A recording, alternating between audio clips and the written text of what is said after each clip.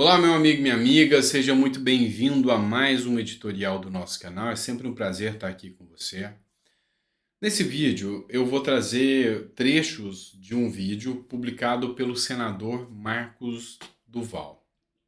Nesse trecho, ele traz a fala de um delegado de polícia que prestou depoimento na Comissão de Segurança Pública e Combate ao Crime Organizado. Segundo as acusações que são feitas contra o Flávio Dino, esse delegado acusa Flávio Dino de ser integrante de uma organização criminosa e de utilizar, inclusive, membros da segurança pública para perseguir opositores políticos. As acusações são graves. E Marcos Duval diz que vai fazer a entrega dessas informações na CPMI dos atos do dia 8 de janeiro e que já prepara ingressar na justiça pedindo uma investigação contra o ex-governador Flávio Dino, atual ministro de Justiça, por causa dessa declaração bombástica que foi feita pelo delegado de polícia. Então eu vou trazer um trecho aqui. Esse editorial foi divulgado na TV Câmara, na TV Brasil, e eu queria que você assistisse aqui comigo, tá bom? O Marcos Duval escreveu o seguinte: senador Marcos Duval expõe denúncia feita por um ex-delegado do Maranhão acusando Flávio Dino de usar o sistema de segurança para perseguir e chantagear adversários políticos.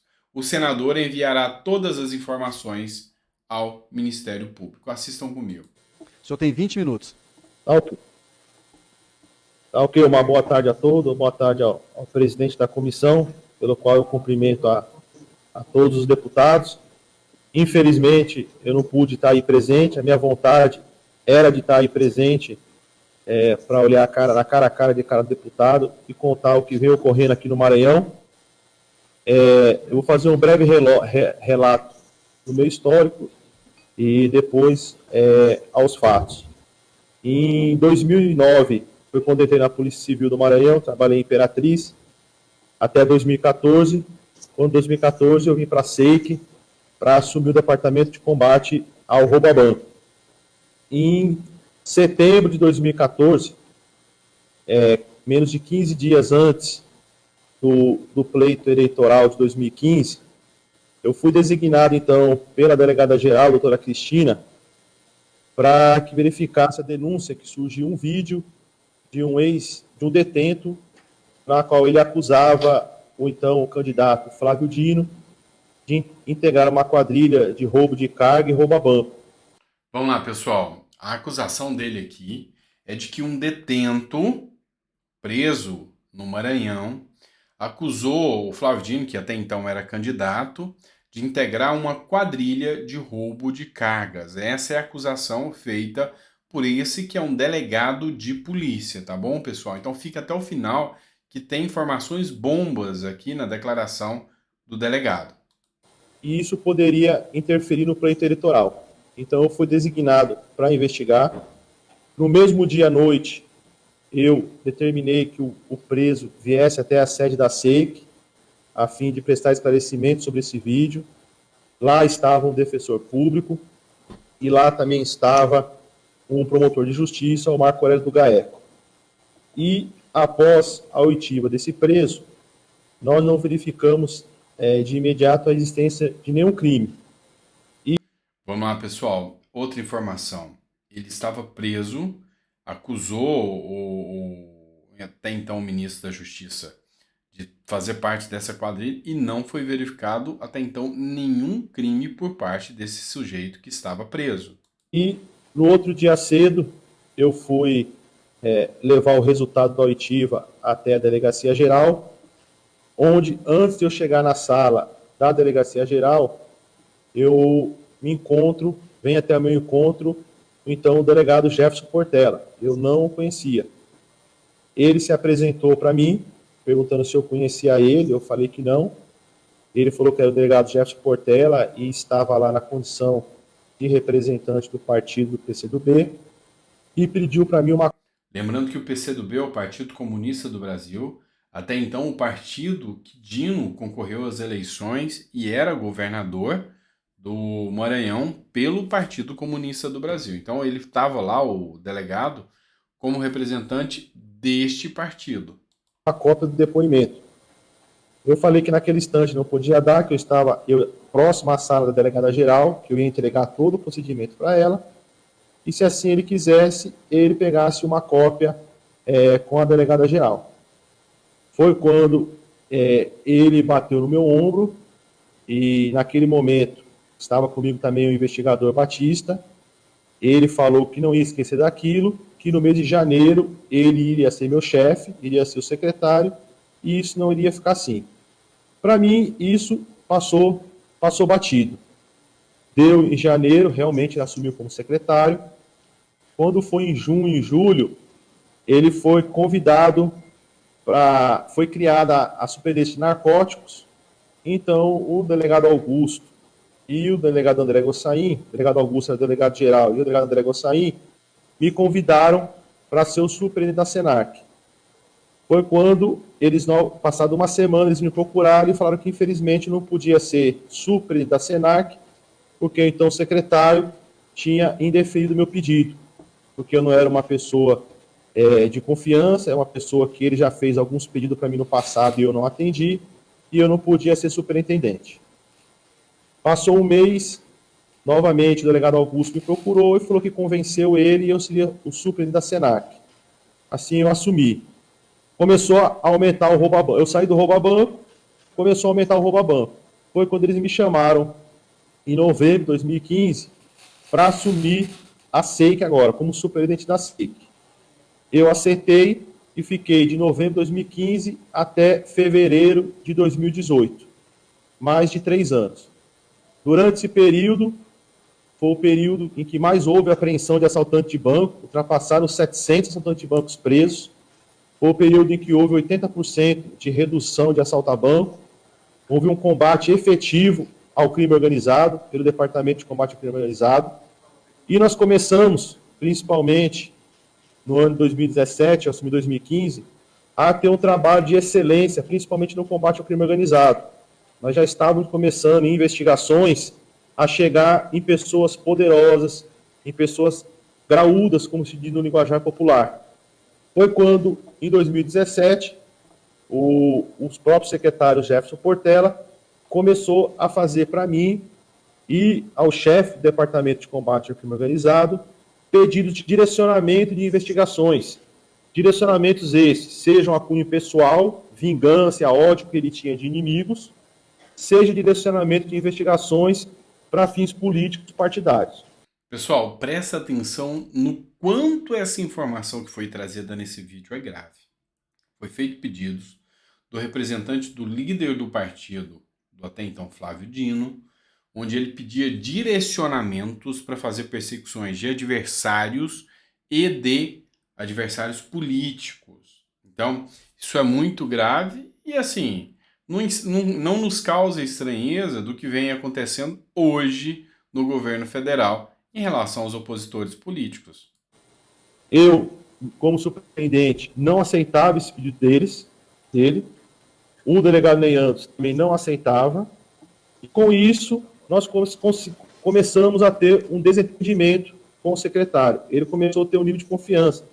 Foi quando, em janeiro de 2018, eu recebi um prêmio do próprio governador Flávio Dino, um prêmio de destaque pelo G1, pelo excelente trabalho realizado na SEIC, que levou o nome da Polícia Civil ao reconhecimento a nível nacional.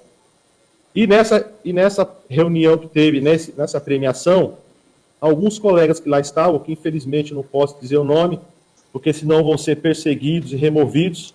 Temos um caso do delegado Benazzi, que após a minha prisão foi falar bem de mim, foi removido para outra cidade e ganhou na justiça a sua permanência em São Luís pela perseguição.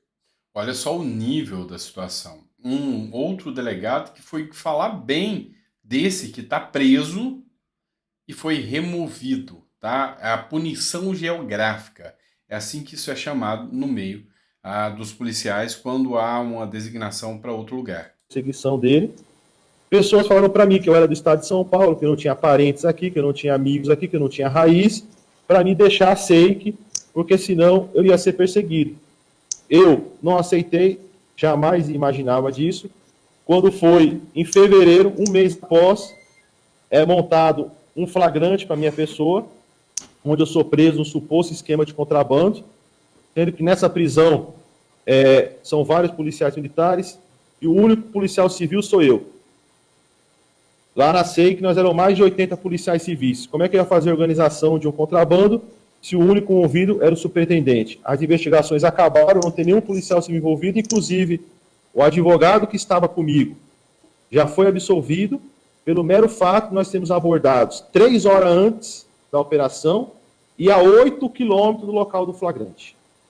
Depois fizeram uma montagem numa prisão, numa carga de Viana que sumiu, carga essa que eles sumiram com a nota fiscal, porque quando me tiraram da SEIC, me tiraram com mandado de prisão, não deixaram eu fazer um inventário devido, conseguimos a nota fiscal, a restituição dessa carga, já apresentamos o juízo.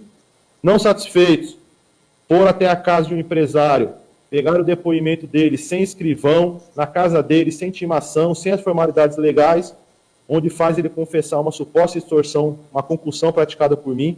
Esse empresário já foi na corregedoria, já foi em esse juízo e negou o fato, demonstrou que foi coagido. E, por último, eu já estava solto, cumprindo medidas cautelares, quando, dia 28 de novembro, o delegado de polícia chega em minha casa. Mais de 8 viaturas, eu com 3 filhos menores de idade, 4, 6 e 8 anos, eles invadem fuzil para realizar a minha prisão. E 2 assaltantes de banco supostamente fizeram uma delação, na qual eu extorqui assaltantes de banco. Eu prendi mais de 700 assaltantes de banco. Eles foram em todos os presídios oferecer delação premiada a quem assaltante de banco queria falar contra mim, oferecendo os benefícios. Há menos de 15 dias já teve audiência em juízo, mais de 20 pessoas foram ouvidas e nenhuma delas sequer fala do meu envolvimento com o crime organizado, com assalto a banco. Pelo contrário, foi ouvido ex-delegado-geral, ex-superintendente, atual subdelegado-geral, e todos falam da minha excelente conduta. Infelizmente, nós estamos num estado onde o senhor Jefferson Portela transformou a nossa polícia em política, é uma polícia partidária. Hoje, o nosso delegado-geral é um delegado-geral de boneco de fetiche. Ele não manda em nada. Até no Conselho da Polícia Civil, os processos é ordenado pelo Jefferson Portela.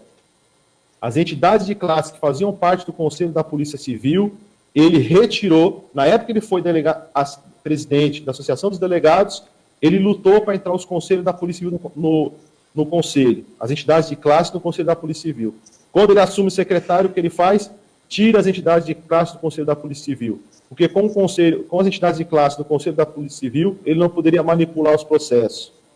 E algumas investigações que resultaram nessa armação que ele fez contra a minha pessoa, nós podemos citar um primeiro caso, um caso de investigação de pistolagem e agiotagem lá na região de Zedoca, onde começou-se essa investigação com a SEIC e com a CHPP, o delegado Guilherme, participamos das primeiras reuniões com o secretário, onde o delegado Guilherme tinha levantado que na região havia 2 grupos.